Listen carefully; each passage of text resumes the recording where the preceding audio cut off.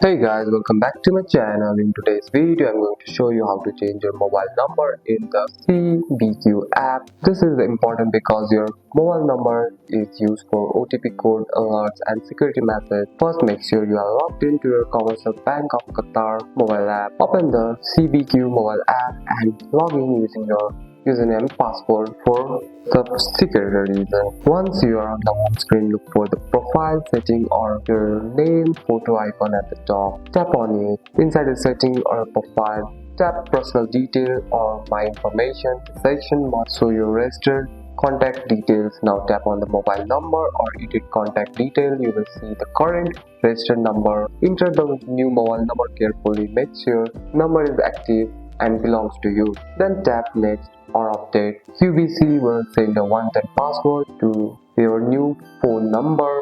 Enter the OTP on the screen, then tap confirm. Once verified, you will see a message saying mobile number is updated successfully. Now your new number is now linked to CBQ Bank. And that's it. That's all for today's video, guys. If you found this video helpful, drop a like and subscribe for more videos. Thanks for watching. See you in the next one.